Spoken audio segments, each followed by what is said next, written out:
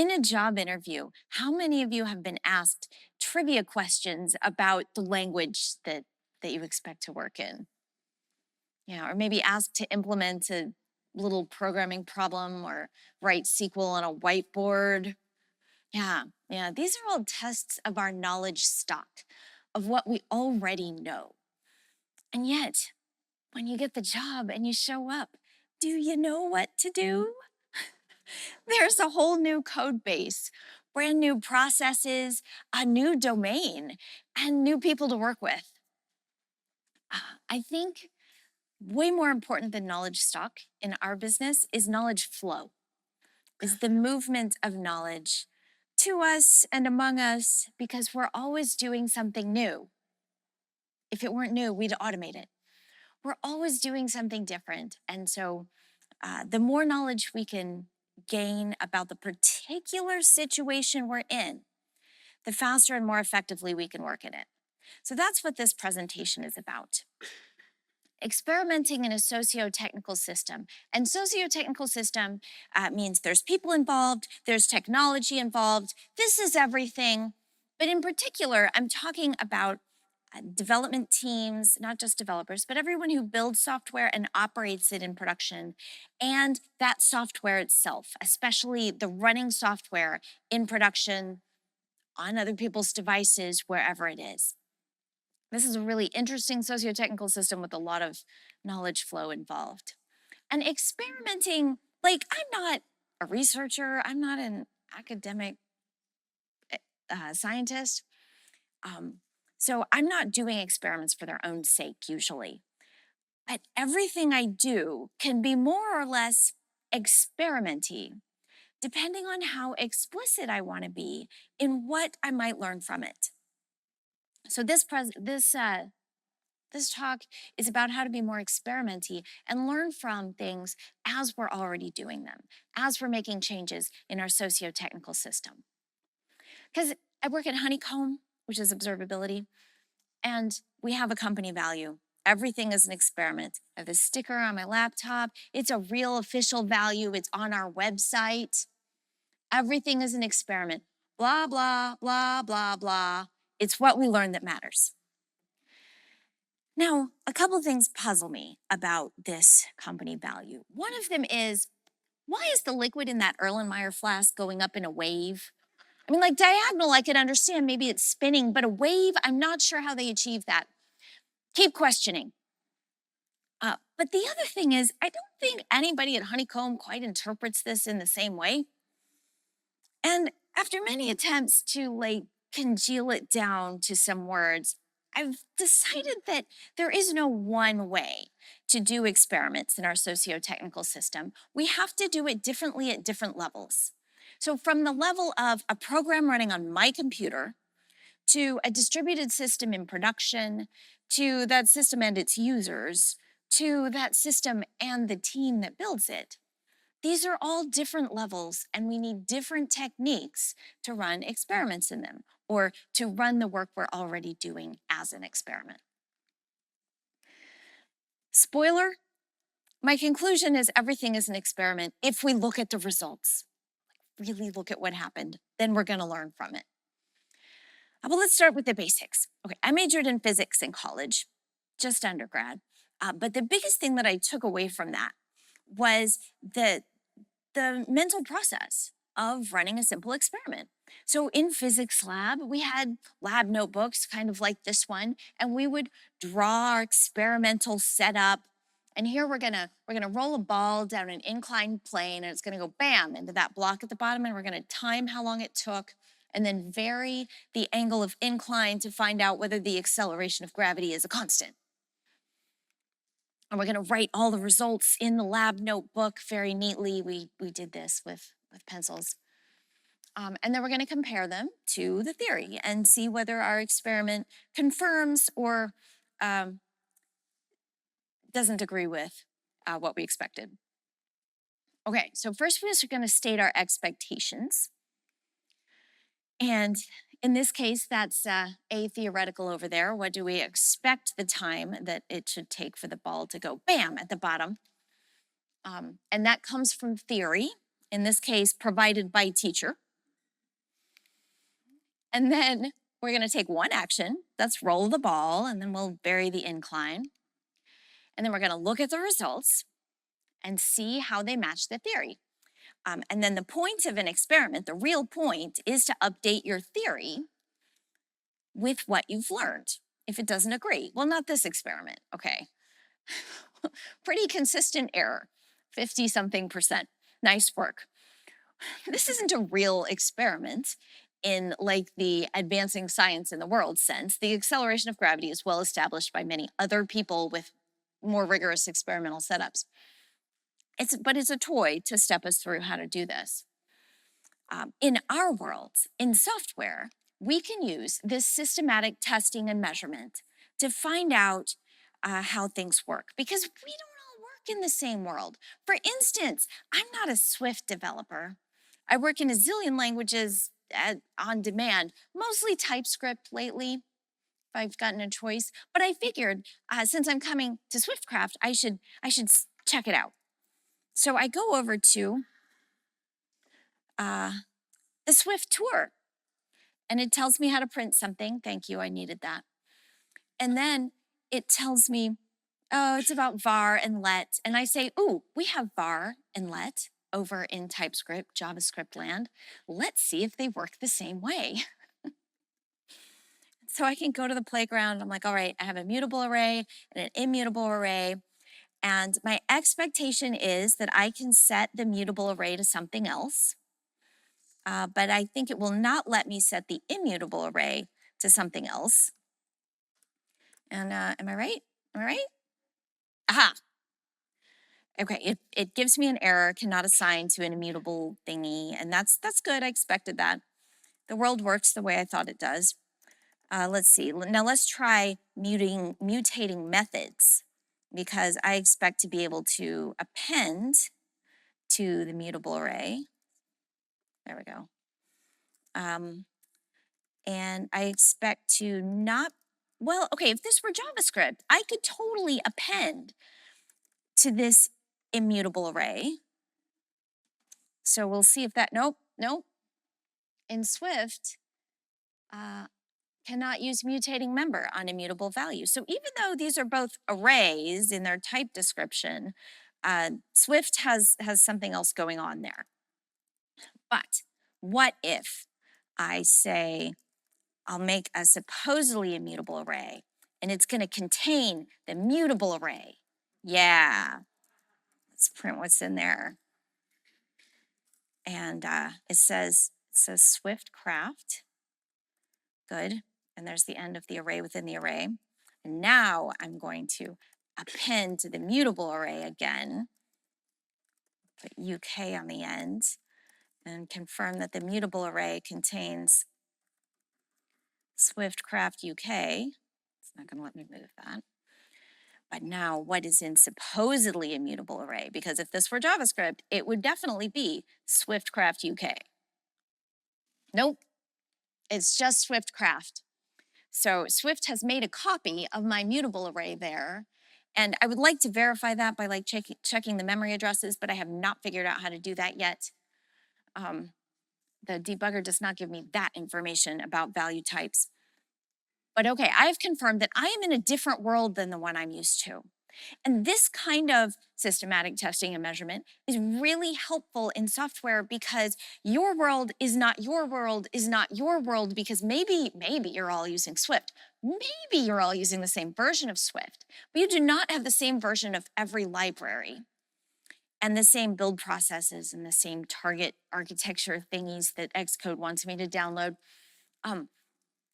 And so each of us has a different world. And as our libraries upgrade and our language versions increment, we have to explore it again and again. This is really helpful for a program on my computer. Yeah. Oh, and then stating expectations. There is nothing like that epitomizes state your expectation like TDD. So test-driven design says, first you write a test, and these are some unit tests. Don't look at them, they're not important. First you write the test, and then you run the test and you see it fail. Great. And then you go implement the functionality that you want this test to cover, and then you see it pass. Okay, so here's the difference between software and physics.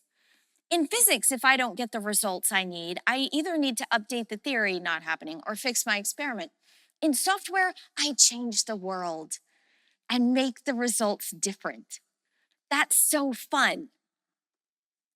Until, of course, it doesn't work and we get an error anyway that we didn't expect. Now I have to go back and update my theory because I stated my expectations. I took one action, which was to change the code. I looked at the results and they were not what I expected. Read the error message. Jess, I have to learn this over and over. Read the whole error message. This is a big part of looking at the results. And if the error message still doesn't give me enough information, then there's console.log or print. And this is a scientific instrument. So science, like historically, has made big advances when we got a new powerful instrument. Like the microscope made germ theory kind of obvious, or it was invisible before. And we use telescopes to see further into space, and a particle detector lets us investigate what's going on in the center of the atom. Instruments are a big part of what we can investigate. Now, in software, unlike biology, we have this amazing ability to just inject an instrument. Gosh, I wish I knew what that variable contained right there. Make it tell me. I love that. This is why in software, we have all these complex systems. We have more power than any other field to really understand the complex systems we work on because we can build whatever instruments we want right in. I love that. So creating a new scientific instrument is a great way to make your experiment more experimenty and learningful. Sometimes I take this to extremes, like here's a bunch of code that's like building up a stream processing, and the reactive programming and all the stream processing are really hard to debug because the code itself is actually building a pipeline and the execution is quite different. I have it print itself in ASCII art. So all the different like structural elements of my pipelines know how to build ASCII art to tell me what I have constructed the pipeline to do, and then I can worry about testing the individual bits separately. So this is a more elaborate scientific instrument that I have added to my code. I don't recommend that for production, but it's fabulous in development. But then there's the debugger. The debugger is like the particle accelerator of the one program on your machine, because except way less work. Because it can tell you everything. You can get the whole picture and investigate whatever you need to. So the debugger is the most versatile instrument at this level of the system. There's one other thing about this level of the system.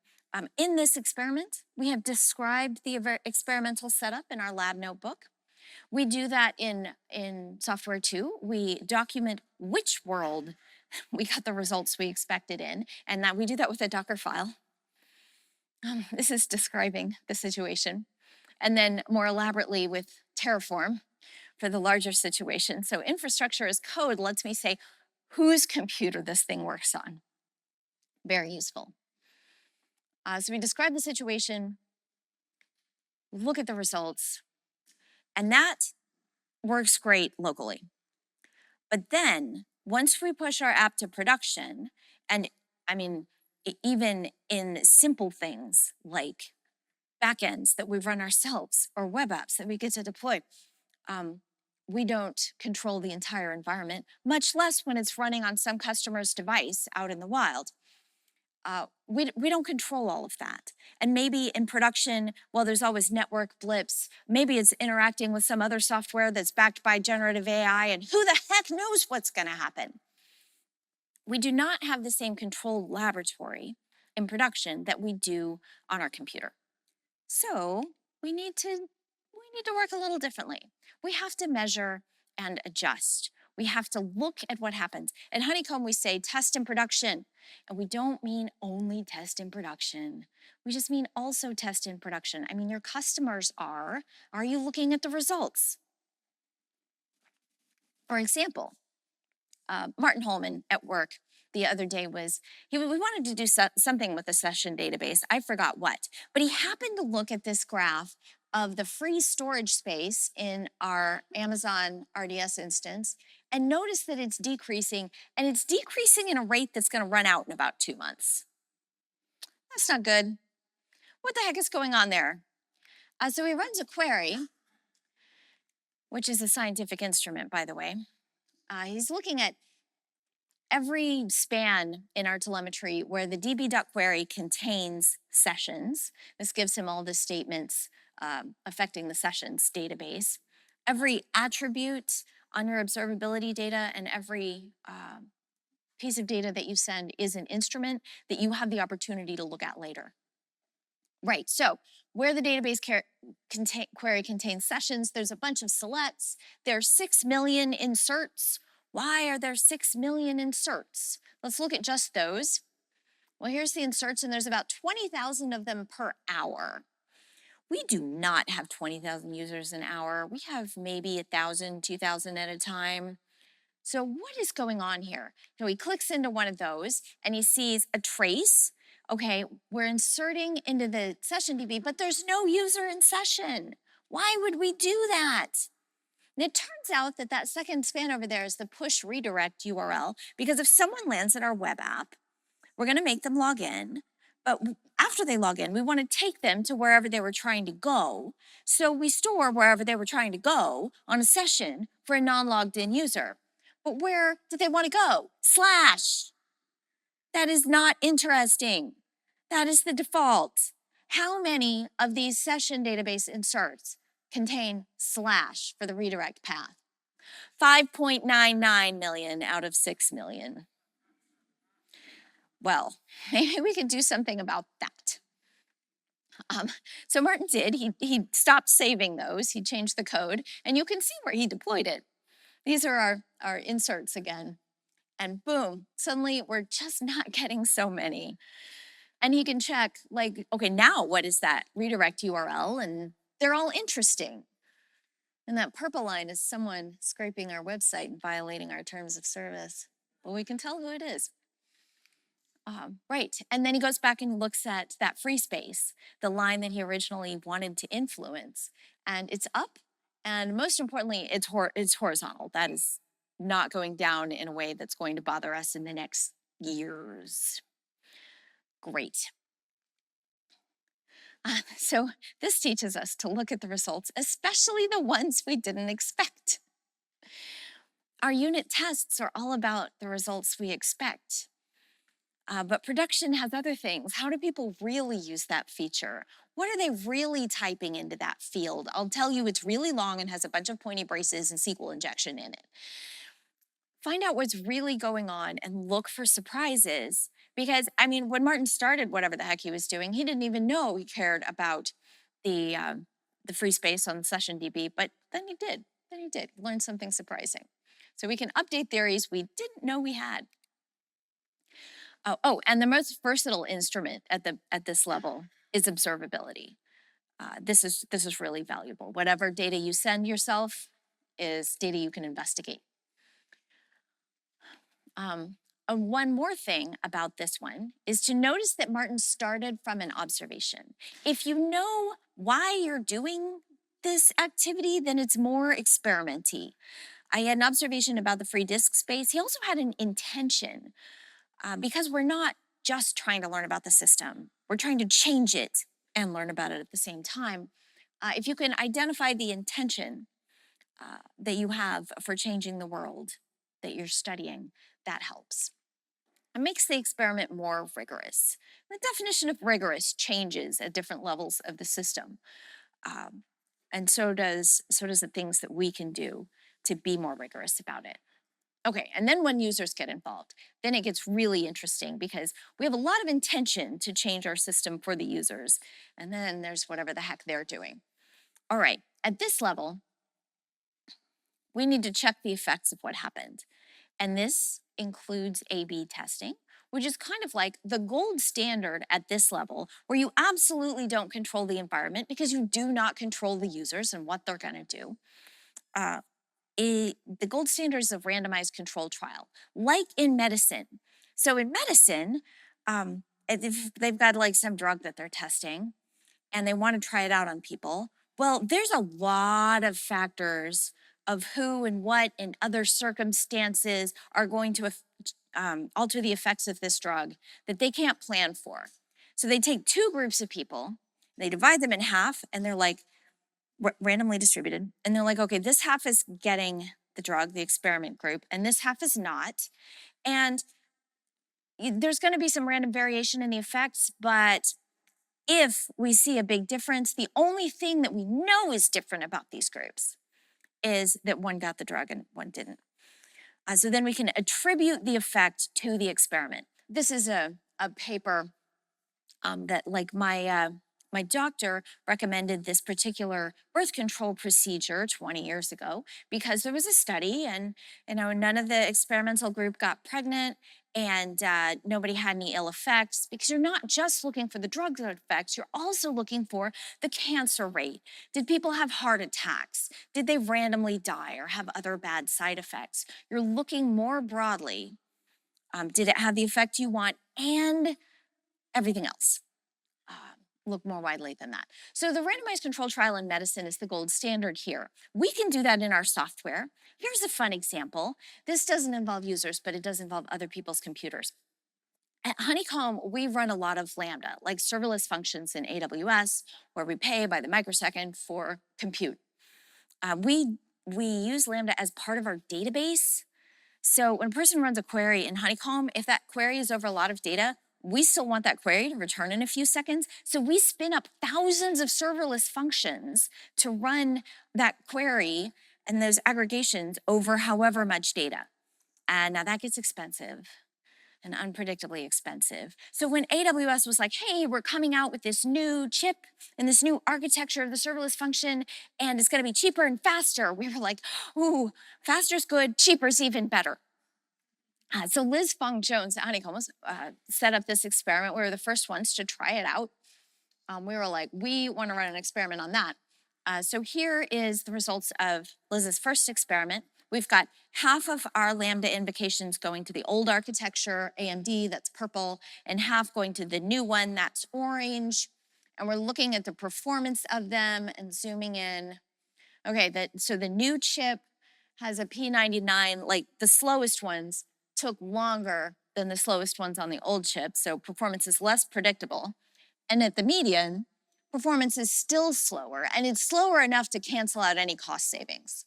So we're like, not cheaper, worse performance, meh. And Liz turned the knob down on the feature flag so that 1% keeps going to the new processor and 99% to the old. You keep the 1% just so you know you haven't broken it. And this feature flag is a scientific instrument, the part where we can adjust that. In Matt's talk earlier, the feature flags correspond to the A/B testing tool, where you can control what happens from configuration. So this one, we reverted the experiment, and that points out that your work is more experimenty if you're willing to back up and try again. And she did try again. She reversed the change, mostly 99%. And then she went back and looked at why. Why were they so much slower? And she found one was AWS capacity constraints. Some of that was like waiting for Lambdas to be available because they didn't have as many of this new chip. That fixed itself in a couple months from our perspective. Another one was that Golang was on 117 at the time, and it was missing an optimization. So we bumped up to 118 a little early. And another one was this library, the compression library, which is super, super important to what this processor is doing, was missing an optimization. Liz discovered that by profiling. She went to the library implementation in Go and changed it and put in a pull request and got that through. So this is happening over months. But the rest of the system needed these adaptations before our experiment could have the results we expected. So now we're running 99% on the new processor, 1% on the old processor to make sure we don't break it. And the performance is, it's fine. What matters is the relative cost. So the performance is about the same, but the new processors are cheaper per invocation, and that's a win for us. But it didn't happen immediately. It took some adaptation in the rest of the system. So just because TDD doesn't work for you today doesn't mean it never will. Sometimes the rest of the system needs to adjust too. So that's an important bit. Okay, now one more example on this that actually is a real A/B test. The navbar reorder implemented by our growth team, they were in charge of people getting value from Honeycomb after they sign up. So in Honeycomb, first you have to make an account, then you have to send us data, you have to get your software to send us telemetry events, and then you learn stuff. So the growth team had to form a theory about what happens in here, and they're like, okay, you need to run a query. If you run a custom query over your own data, you might see the value. And so they're looking at, okay, what do people do when they get into the product? And they look at an amplitude graph similar to this one, which shows like flow through the web app, through the different screens. What did people click on? And they learned that a lot of people who never wound up running a query found this dead end. They wound up on this data settings page, which is completely useless and not where you want to be as a new user. It's totally advanced. How did they get there? Well, they clicked on data sets, which was right underneath new query. And the growth team said, maybe we could help by moving that down to the bottom and renaming it to data settings, which is more accurate. And then we'll move some of the good things up. And so they're talking about changing the nav bar. Now, changing the nav bar isn't something you can do flippantly because it affects everybody's muscle memory. And also, people are attached to the nav bar the way it is. So we wouldn't do this just randomly, but they ran an experiment. Okay. To describe the situation, in software, the equivalent to a randomized controlled trial is this A/B test is, okay, 50% of people are going to see this and 50% of people are going to see this, but not just anybody. We need to narrow the population because all the sales reps don't want you experimenting with their account. Don't mess with them. Fortunately, we have this convenient population of free users. Honeycomb has like a free forever tier, and people are always joining. And these people, no sales rep is going to defend. So we can run our experiments on them. So for like a month, 50% of new teams that joined saw the new nav bar and the others saw the old nav bar so that we get a comparable group. Our expectations were that fewer of the experimental group would click on data settings and more of them would run a query. So we took that one action of changing the nav bar and then looked at the results. Okay, this is also an amplitude, I think. And sure enough, the experimental group did not click on data settings. Good job. And they clicked more on good things like history and SLOs and triggers and service map. And did they run more queries? So yes, but it's not statistically significant. The number of new teams was not enough for us to say that compared to just the random distribution of who might have clicked on it and who didn't, this is greater than 5% chance to have been a random result rather than really a positive impact on queries. But it wasn't worse. It's pretty good. Oh, by the way, this was also implemented with the feature flag. Feature flags are your most versatile instrument at the level of checking effects on users. So they're able to update their theory.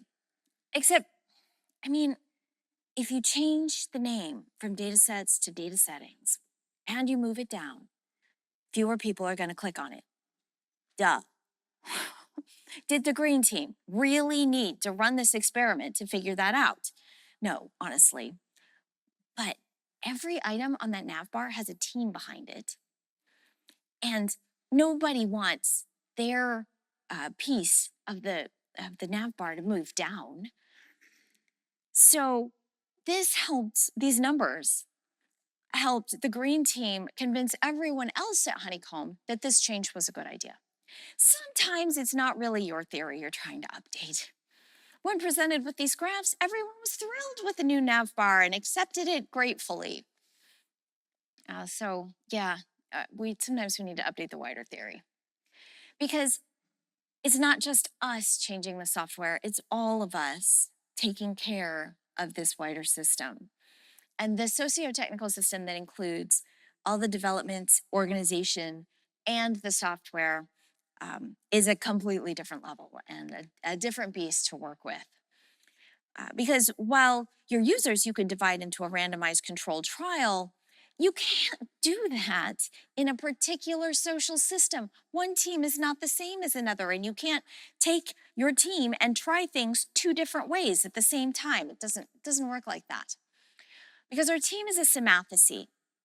Symathesy is a word coined by Nora Bateson, anthropologist, and it means a learning system made of learning parts, as opposed to a mechanical system or something like software that's theoretically just complicated. You're never going to figure out everything, even if you know all the parts and the relationships. That symathesy is going to learn faster than you can learn about it, and it will change. Symathesy is from the Latin sim, together, mathesy, learning.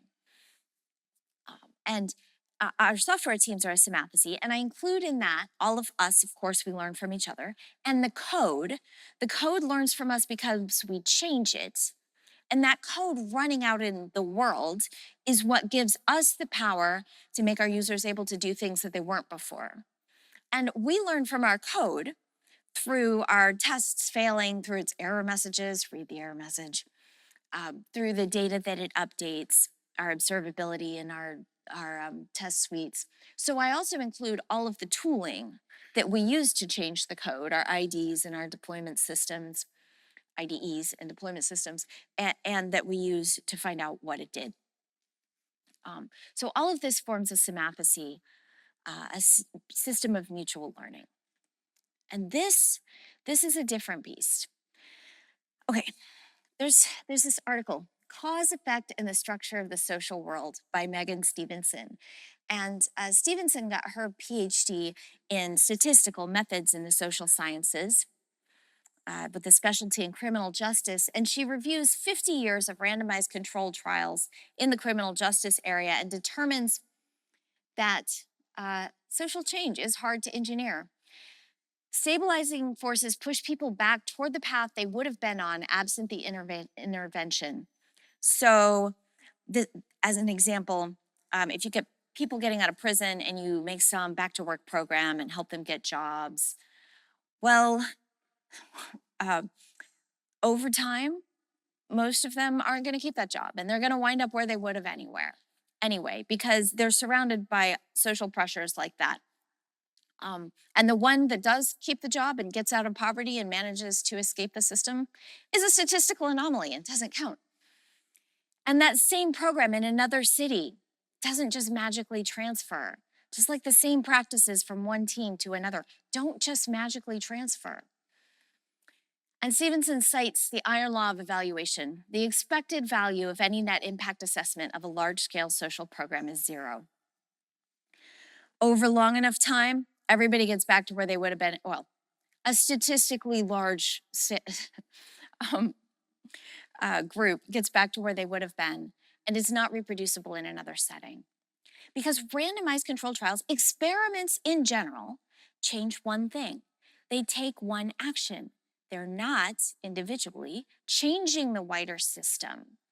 That job placement program has to fit within a wider system that punishes felons forever and that categorizes them as criminals and discriminates against them. And that wider system's going to win. So what do we do when we want to learn about and make change in wider systems? And that randomized controlled trial about the birth control, like 10, 12 years later, they go back and they're like, actually, there were some pregnancies and there were some allergic reactions and one person died and they pulled it from the market. Nah, I'm fine. Mine's working fine. I don't have any problems. But that just shows that you need to keep looking at the results.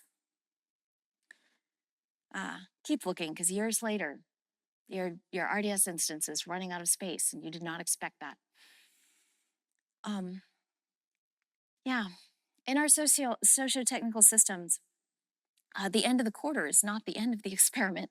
Please keep looking at the results past your evaluation of your OKRs. So what we can do here is called action research, and this comes out of the social sciences. And it's been around since the 50s, but I think it's particularly insightful for us at work because action research is necessarily participatory. It recognizes that we are part of the systems that we're changing, we're participating in them, and we're influencing them from the inside. We can't pretend that we have like a laboratory or an Xcode playground where we're going to conduct this experiment. We are in it.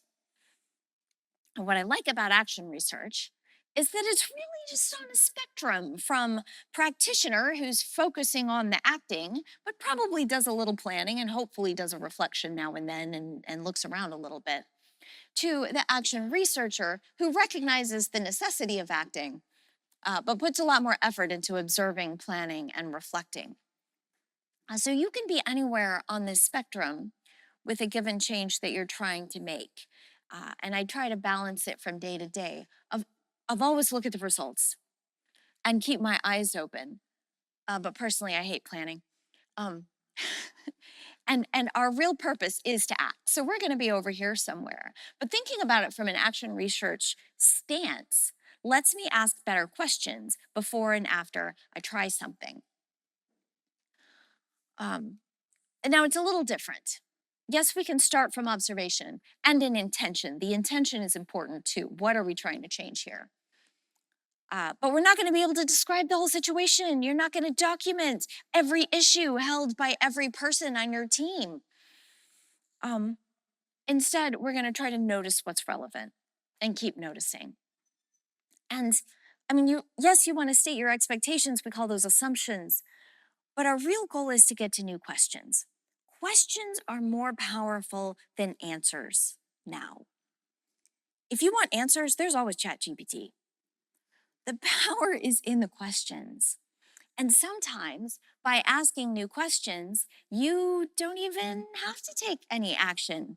For instance, if I ask someone on my team, oh, why are you working on that? Or more kindly, how did you know that was the most important thing to work on? That might change what they're working on. The questions have an influence. If as a manager, you tell people write secure code, but you only ever ask them when it's going to be done, your question is saying something, it's communicating something, and it's influencing the system you're working in. And of course, we're going to look at the results, not just numbers. Results does not equal numbers. You can notice things. You can notice what people say. You can notice the mood. And sometimes you get numbers. Yes, you can count how many PRs were closed, or more interestingly, how long the oldest one has been open. But there's a lot more to see that you recognize as results of your experiment.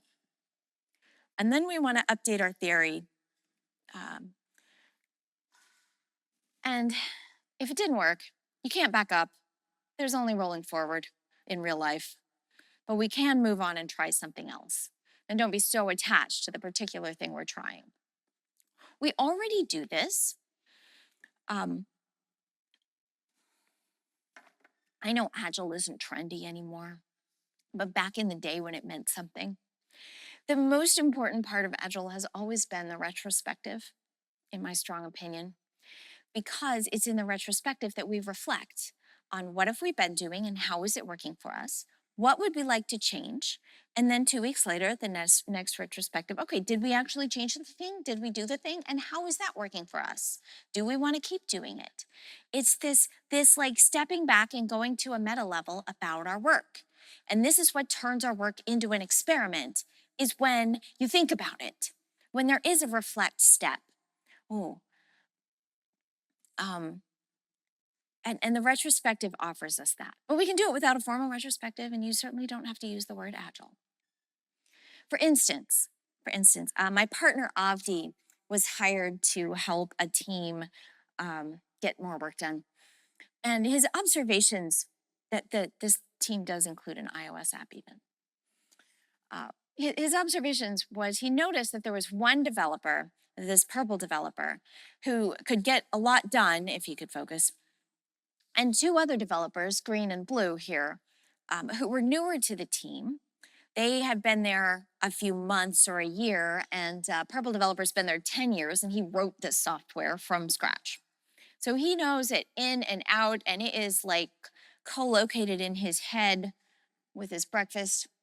And the newer developers don't have that familiarity, and they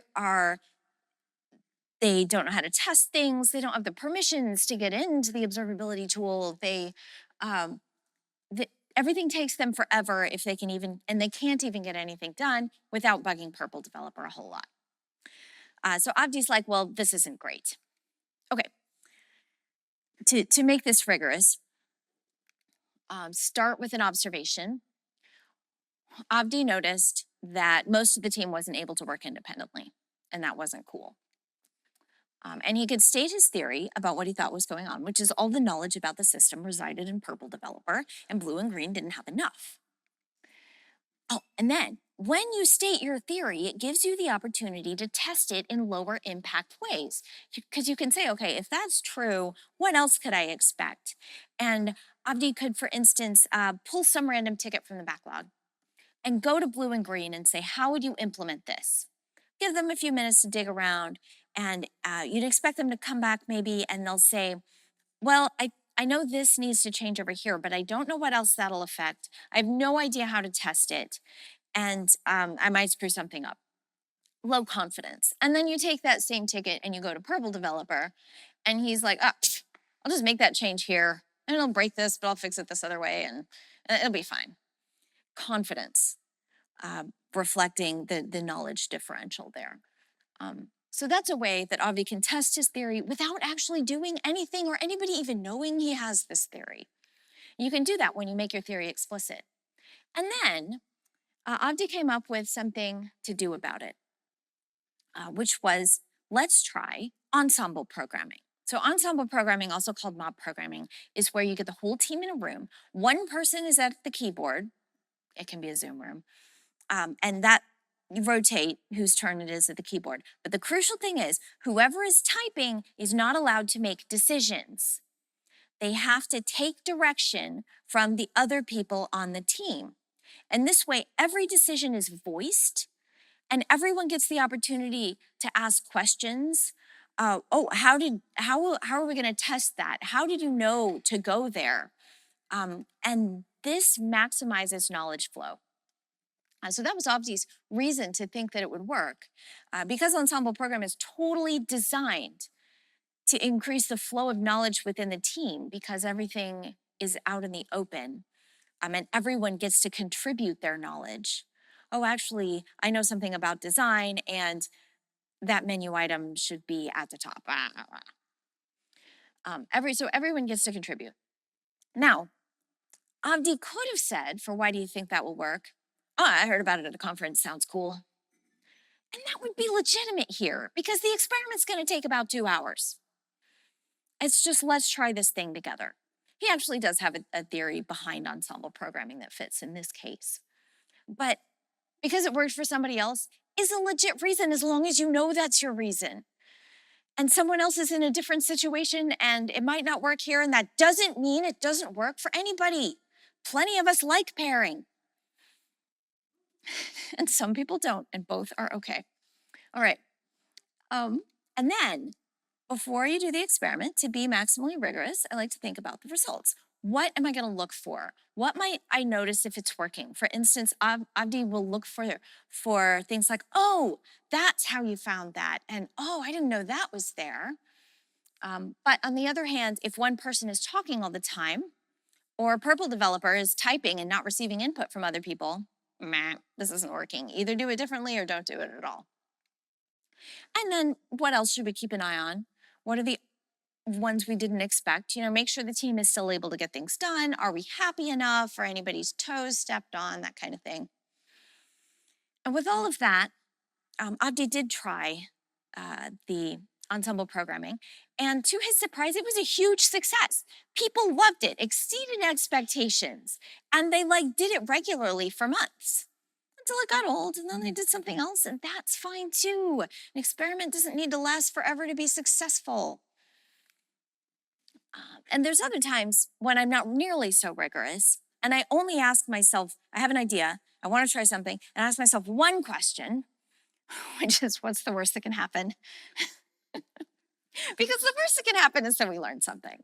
I mean, if it's low cost, we shared an experience. That's a thing. Because our symanthy is always growing closer for succeeding together or failing together if we develop our relationships carefully. And here's the big thing, that as a symanthy, as a learning person and in a learning team, we are always changing. The point of looking at the results, of updating our theory, is to change us. So if my view on TDD changes after I use it in a particular project, when? I'm not going to say that my view applies everywhere. And I'll get more expertise with the beginner's mind of asking whether this worked and the continued experience of being in places where it worked and when it didn't. And then I'll get to the ultimate wisdom of it depends. So we want to be changed by our experiments. That's a win. It's kind of the ultimate win. A couple more pointers at the socio-technical system level, just some threads to pull. I would be remiss if I didn't point out that domain-driven design was designed for this. It is a programming paradigm that is about the socio-technical system and consciously choosing our language, the scope of the language and the meaning of particular words from us into the code and our documentation and everywhere else, and it's really great. Another thing you might look into is grounded theory. Now, I learned about grounded theory from an appendix in Brene Brown's book, Daring Greatly, and grounded theory is all about asking new questions, because she started out researching connectedness, and her research led her into looking into shame, and then shame resilience, which led her to wholeheartedness, which led her to vulnerability, which led her to massive fame, in her case. But grounded theory speaks to the power of new questions. The research paradigms and the rigor that we're looking for in our socio-technical systems comes from the social sciences until you get down to that program on your own computer, and then you're in the systematic land. Okay, so the most valuable, most versatile scientific instrument that will help you learn the quickest at this level is your relationships with people. Because if you can ask blue and green, what scares you about this? If you can ask purple developer, why did you do it this way? I have no idea. And they can give you an honest answer. You're going to learn so much so fast, and you don't need complicated surveys or any numerical instrument for it. Relationships are super valuable, so talk to each other. Okay, so we looked at these 4 different levels. And as a manager or like an executive, my immediate question would be, great, how do I scale it up? No, you don't scale it up. You're subject to the iron law. Everything we learn in our team is within a context. It's within our situation. It's within our code base and these particular people who developed these processes together. You cannot take their practices and cut and paste them over to some other team and be like, do it this way and you'll also be successful and you'll be happy, just like that team is happy. Yeah, no, copy the questions, not the answers. It's the process of learning together that makes us a team, not the particular factoids of processes that we have landed on. If what you want to make is to make change at a larger level, an experiment isn't going to do it. An experiment is necessarily one action that fits within the wider system. It is not changing the wider system. Now, an experiment can be part of a larger change. But the only thing I've ever seen, if you want to be part of making your entire organization better able to create quality software, for instance, or help your users, is this talk by Beth Andersbeck. It was not recorded at the conference, but I asked Beth and Z put it online on Gumroad for me. There's a recording. This is not free, but it is worth $10. This talk describes how to build structures, new structures, not from above, because hierarchy can only build more hierarchy, and we have enough hierarchy, we need something additional. But building structures from within, as participants, as individual contributors, as developers and designers, and the people on the ground interacting with the software can build a culture that's different. They can build structures that can reproduce themselves, not by copying, but organically, more like biological reproduction. And we can get alignment, not conformity, because instead of standards imposed by the hierarchy, we get norms that lead to quality software, norms that naturally flex with the circumstance, and that are much more resilient than any rule. I can't summarize the whole talk. Those are some hints. This gives me hope that there are ways to improve our larger organization. In the meantime, I'll keep experimenting within my team where I have scope. Because while this is a pretty large scope, it's not the biggest. But it is important, and as a participant, we never control it, but we always influence it. And when I do that influence, I want it to be conscious. And that's the difference to me between just doing something and an experiment. If I'm consciously having influence and looking at the results so that I can have better influence later, then I'm participating. There's our most versatile instruments at each level. So I'm also conscious of which level I'm working at. And I'm looking at the results with the objective of being changed by it and my whole organization being changed by it gradually. This is what's important in this wider system, which is a symathis. And I forgot this part. Yes, also, it's really important that, and well, important, it's optional, but for bonus points, take your experiments and bring them here. If you can describe what your team was like, what you tried, how it worked out, and share that with each other in blog posts, in conferences, and I don't just mean on stage, I mean in the hallway track, over beer.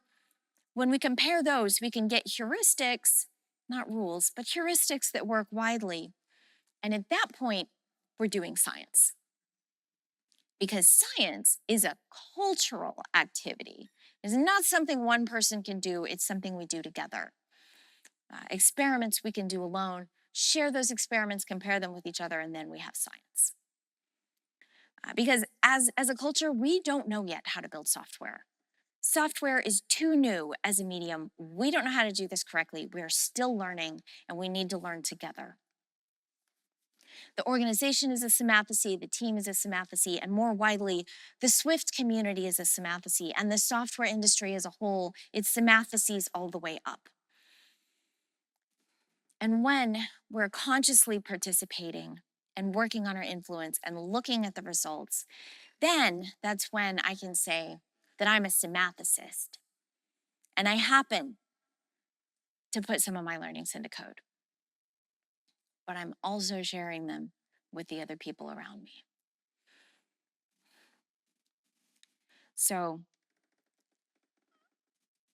if you want to think of yourself, if you want to join me in this conscious participation, then keep doing what you're doing and also look at the results.